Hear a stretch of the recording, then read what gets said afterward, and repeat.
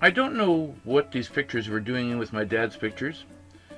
My dad told me he didn't like my house at all. But as far as I was concerned, it was the best house I ever owned, and the best house I ever owned either in Canada or even my parents owned. I mean, they had stuff everywhere, but basically this was the coolest thing of everything as far as I'm concerned.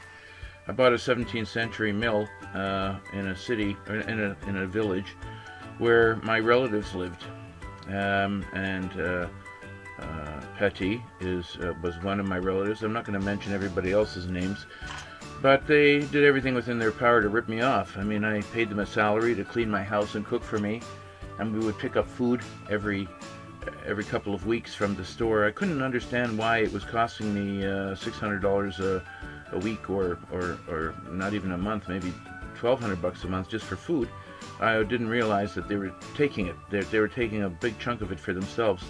I don't think they ate so well in all their lives. I couldn't even believe that they would steal it. I gave them everything that I gave them access to my house. I gave them keys. I gave them everything. That was probably my first mistake.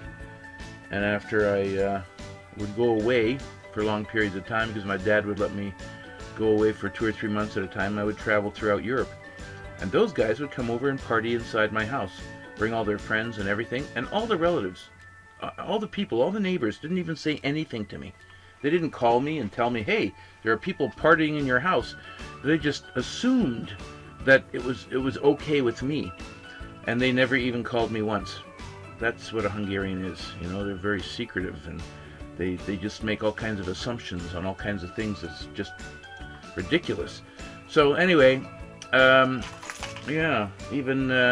whatever. I actually had to put cameras in my own house to figure out what was wrong. I put 4 in that my relatives knew about, and then I put another 42 in that my relatives did not know about, so that I could actually see what was going on while I was away.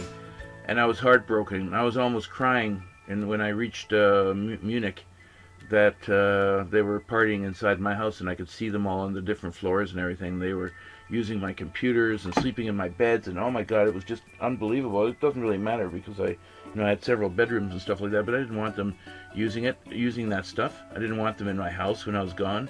And they were drinking booze and all kinds of stuff of mine that I had specially put aside, to be able to offer to people. I mean, I'm not much of a drinker, but Hungarians certainly can put it away, and I wanted to be able to give stuff to certain people that were maybe friendly, that I could be friendly with, or who knows what. Anyway, they drank all that stuff too. I mean, it was absolutely unbelievable. And then I had other relatives, American relatives, who used to be Canadian, who would take their side, even though I had video of it all. And I was gonna prosecute. But the thing is that if the parents went to jail, then what would happen to the kids? And the parents, actually the kids were just as guilty, but the parents were the ones that were instigating all this stuff. I had lots of witnesses. I built up lots of witnesses, and I built up a case, and then I decided to, better that I just get the hell out of there. What's the point? I can go anywhere I want. It doesn't matter. So I stopped talking to my other cousins in the United States as well, because, they wanted me to prove to them that their side of the family was stealing from me. I don't need to prove anything to anybody. I know what happened. I have the proof somewhere, but I don't know if I deleted everything. I don't even care anymore. You know what I mean? I don't want to have anything to do with my family anymore. That's it. That is my European family. My Canadian family is fine.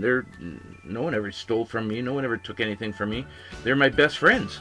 Really my best friends, not pretending to be my best friends and then stabbing me in the back when I'm not looking. That's what they did. Not just them. It's not just them. It's almost everybody, but not everybody. I mean, Petty's brother was nothing like that.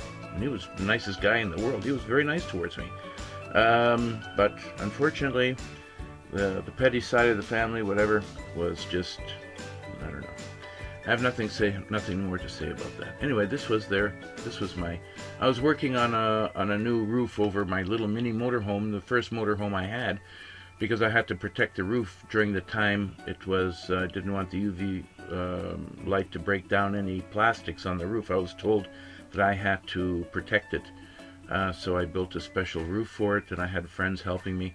This is the bridge that had to go across the river for the This was the original bridge for the mill, which I bought, but the city put it in because it was considered city property.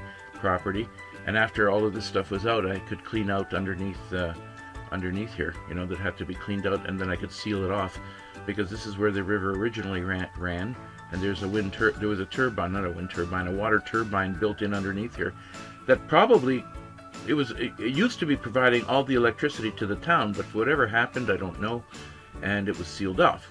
So it doesn't matter. I mean, technically, this is my land underneath here. But anyway, doesn't matter. I don't care. And they put in a new bridge. I will have pictures of that later. A neighbor, Enerbachi, always came over and he helped me with everything. He helped me with the welding. That's the only thing I don't know how to do. I can't weld. I don't know what the hell is wrong with me. I can't do it. I tried everything within my power to learn how to weld. It's just one of those things. So anyway, he really helped me with a lot of stuff, and we really made the new roof, and it was really excellent. This was the car I had before. My father bought it, and then he regretted buying it, so I bought it off of him so he wouldn't complain about it all the time. And the thing was a monster. I mean, the thing went like a bat out of hell. But, I don't know. It wasn't necessary for me. Anyway, this is the roof when it was almost finished. And then that's what it looked like when it was finished. I don't have a picture of the motorhome underneath the roof. Or maybe I do. I'll dig it out later. Anyway, this is not terribly exciting, really. This is, I will show you more pictures of the house as I took it over. Basically, I found a mill. I went all over Europe looking for a mill, but couldn't find one, so I gave up on the idea. And then in the town where my cousins were, there was a mill for sale, and I ended up buying it because it was modernized. These people they had more money than brains. I mean, they underpinned the foundation, and they did things. I never would have touched this mill. If you would have seen what it looked like before and then after they completed it, they did one or two simple mistakes. I fixed everything that they screwed up almost, and it was truly a beautiful house. If it was somewhere else away from my cousins, I would have kept it, but it was in the same village, and I didn't want to have anything to do with them in the end. Anyway, that's the story.